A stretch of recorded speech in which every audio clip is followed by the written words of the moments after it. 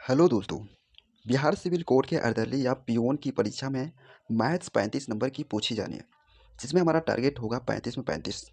तो आइए दोस्तों शुरू करते हैं। और दोस्तों चैनल को सब्सक्राइब जरूर करें।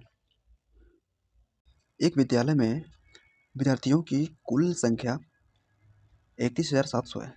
यदि विद्यालय में लड़कों और लड़कियों का अनुपात 743 और 842 है, तो विद्यालय में लड़कियों की कुल संख्या कितनी है? कुल संख्या दिया हुआ 31,700। तो इसमें से लड़कियों का अनुपात, लड़कियों की संख्या पूछा गया है, तो लड़कियों का अनुपात यहाँ दिया हुआ है 842। ठीक है, चूँकि टोटल बटा में हम लोग टोटल रेशियो लिखते हैं, लेकिन तो इन दोनों जोड़ लेते हैं तो हो जाएगा 3 2 5 और 4 4 8 और 8 8 7 15। ठीक है, काट लेते हैं 17, यानी कि 17 से अगर काटते हैं तो 17 पचे 85 हो जाएगा और 3 पचे 15, यानी कि 317 से अगर काटिएगा ये तो 5 बार में कट जाएगा और 317 है तो एक बार में, यानी कि यहाँ डबल जीरो हो जाएगा। सेम इस प्रकार से 5 से काटिएगा तो 20 25 100, यानी कि 20 आएगा। ठीक है, यानी कि अब 20 में इससे गुना कर लेते हैं, यानी कि 0 और 42 दूनी 84 और 8 दूनी 16, यानी 16,840 का सही आंसर है 640, जो कि सी ऑप्शन में दिया हुआ है। अगला क्वेश्चन, निम्नलिखित भीनों में से कौन सी दूसरी सबसे छोटी भीन है? ठीक है, तो चलिए देखते हैं। तो देख रहे हैं कि यहाँ सभी के हर जो है वह अंश से बड़ी है कि नहीं? तो इसका मतलब है सभी का जो आंसर आएगा वह पॉइंट में होगा, है कि नहीं? अगर भिन्न हटाएंगे तो अगर ये वाला को देखें तो यहाँ पॉइंट के बाद, यानी कि पॉइंट लेंगे तो यहाँ जीरो आ जाएगा। ठीक है, तो 5 से अगर काटिएगा तो 6 बार में कट जाएगा। इसका मतलब है इसका आंसर है 0.6। सेम इसी प्रकार से अगर इस वाला को देखें तो पॉइंट यहाँ लेते हैं, इसका मतलब यहाँ जीरो आ जाएगा, तो 11 पचे 55 हो जाएगा। ठीक है, 5 यानी कि 11 चौके 44, पॉइंट के बाद 4 5 इसका आंसर आएगा। सेम इस प्रकार से 7/18 को अगर देखें तो इसका आंसर आएगा 0.38, ये आ गया इसका। सेम इसी प्रकार से अगर इसका देखें कितना है 5/16 का, तो आएगा इसका 0.31। सेम इसी प्रकार से अगर इसका देखें 8/11 को, तो इसका आएगा 0.72। बोला गया है कि दूसरा छोटी भिन्न। ठीक है, तो सबसे छोटी है इसमें ये वाला, क्योंकि इसका आंसर आ रहा है 0.31। ठीक है, इसके बाद इससे छोटी है, मतलब इससे बड़ी है थोड़ा सा ये वाला, यानी कि दूसरा छोटी पूर्ण पूछा गया है, इसका मतलब यही वाला आंसर होगा 7/18 इसका सही आंसर है। नेक्स्ट क्वेश्चन, अब इसका हल निकालना है। चूँकि हम लोग जानते हैं कि का मतलब गुना होता है कि नहीं, तो सिंपली यहाँ पे गुना लिख सकते हैं, यहाँ पे गुना और यहाँ भी गुना का चिन्ह दे सकते हैं। अब अगर काटते हैं तो कटेगा, हाँ, अगर यहाँ से काटे तो 5 से कट जाएगा 2 बार में। ठीक है, सेम इसी प्रकार से 3 से कट जाएगा यहाँ 2 बार में। ठीक है, और आगे कटेगा। और देखिए अगर यहाँ गुना करें तो 2 2 4 हो जाएगा और 4 चौके 16, 16 को अगर इसमें काटें तो एक बार में 16 हो जाएगा, फिर 0 और 16 चौके 64। ठीक है, और 7 को अगर 104 से गुना करते हैं तो 7 चौके 28 हो जाएगा और 1 सते 7, यानी कि इसका सही आंसर होगा 728। नेक्स्ट क्वेश्चन, यदि एक संख्या के वर्ग से 20 के क्यूब को घटाया जाता है तो प्राप्त उत्तर कितना है? 4321 है। तो संख्या पूछा गया, तो मान लेते हैं कि संख्या 1 से। ठीक है, तो बोला है संख्या के वर्ग, यानी कि इसका स्क्वायर कर देते हैं, को 20 के क्यूब से घटाया जाता है। चलिए 20 का क्यूब से घटाते हैं तो बोला गया है कि संख्या, यानी कि परिणाम आता है 4321। ठीक है, अगर इधर 1 से स्क्वायर रखते हैं और तो इधर आ जाएगा 4321 और 20 का क्यूब इधर आ जाएगा, यानी कि 20 का क्यूब तो 8000 हो जाएगा। इधर माइनस में तो इधर प्लस में होगा 8000।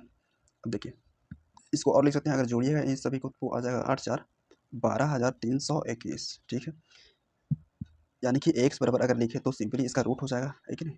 तो 1 2 3 फिर 2 1 हुआ, यानी कि यह रूट से अगर निकलेगा तो इसका 111 मान आएगा, है कि नहीं? तो एक्स का मान ही निकालना था, इसका मतलब 111 इसका सही है, यानी कि ए ऑप्शन सही है। नेक्स्ट क्वेश्चन, शब्द इतना के अक्षरों को कितने अलग अलग तरीके से व्यवस्थित किया जा सकता है? तो इस टाइप के प्रश्न में सिंपली हम लोग जितना संख्या होता है उन सभी संख्या का फैक्टोरियल ले लेते हैं। जैसे देखिए यहाँ पे अक्षरों की संख्या है 3 3 6, तो सिंपली 6 का फैक्टोरियल ले लेंगे, तो जो आंसर आएगा वही इसका आंसर होगा। तो 6 का फैक्टोरियल अगर लिखेंगे तो आएगा 6 5 4 3 2 1। अगर इन सभी को गुणा करते हैं तो कितना हो जाएगा, 4 बचे 20 दिया 60, ठीक है, और इधर हो जाएगा 6 दूनी 12, 60 में 12 से तो वर्षा के 72 यानी कि 720 आ जाएगा, जो कि 720 बी ऑप्शन में है, तो ये सही होगा। नेक्स्ट क्वेश्चन, जैसे ये वाला देखिए तो सिंपल है, इसको प्लस वाले को जोड़ना है और फिर माइनस को माइनस करना है। तो अगला क्वेश्चन देखते हैं।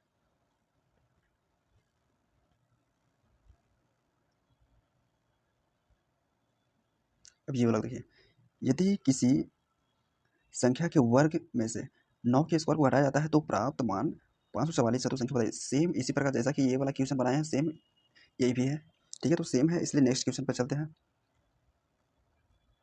अब इसका मान निकालना है, ठीक है, तो यहाँ पे देख रहे हैं कि यहाँ एक अंक के बाद पॉइंट है, नीचे भी एक अंक के बाद पॉइंट है, यानी कि पॉइंट से पॉइंट हट जाएगा यहाँ पे, ठीक है। सेम इसी प्रकार से इसमें देखें तो एक अंक के बाद पॉइंट है, यहाँ पे नीचे भी वही, तो यानी कि पॉइंट से पॉइंट यहाँ भी हट जाएगा, ठीक है। अब देखिए 324 होता है 18 के स्क्वायर, यानी कि बाहर निकल जाएगा 18 रूट से, ठीक है, और 121 होता है 11 के स्क्वायर, यानी 11 बाहर निकल जाएगा। सेम इसी प्रकार से 676 होता है 26 का स्क्वायर, ठीक है, तो 26 निकल जाएगा बाहर, और 169 13 का, तो 13 आ जाएगा, यानी काटिएगा तो 13 दूनी 26 हो जाएगा, और नहीं, यानी कि 18 दूनी 36/11, ठीक है, और लिखिएगा तो 11 तिया हो जाएगा 33 सही 3/11, ठीक है, जो कि ऑप्शन बी में है। नेक्स्ट क्वेश्चन, अगला क्वेश्चन है 98 का 214 गुना क्या है, यानी कि सिंपली इन दोनों के गुना करना है, ठीक है। तो 98 को आसान बनाने के लिए हम लोग लिख सकते हैं 100 पर नहीं 100 माइनस 2, ठीक है, इसको गुना कर सकते हैं 214 से। अब देखिए अगर इसमें 214 से गुना होगा तो 214 डबल जीरो हो जाएगा सिंपली, और यहाँ माइनस में 214 2 से गुना हो जाएगा, यानी कि 14 दूनी 28 और 2 दूनी 4। अब इससे अगर माइनस करते हैं तो 10 में से 8 जाएगा तो 2, और इधर 9 में से 2 जाएगा तो 7, यानी कि इकाई इकाई और दहाई के स्थान पर 72 आ रहा है। तो देख लेते हैं इस ऑप्शन के अनुसार लास्ट में 72 किस में है, तो सिर्फ एक ही है जो कि बी में है 72, ठीक है, तो यही आंसर हो जाएगा। मार्क का 15% का वैल्यू दिया हुआ है, यानी कि इसको मान लेते हैं क्वेश्चन मार्क की जगह पर एक्स, तो एक्स का 15%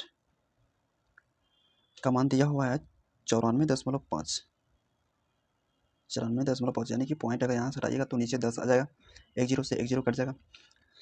15 से अगर यहाँ पे काटते हैं तो 15 से 90 हो जाएगा, और 15 तिया 45, ठीक है, यानी कि एक्स का मान आ जाएगा कितना 10 उधर गुना में, यानी कि 630 आ जाएगा, जो कि ऑप्शन सी में है इसका।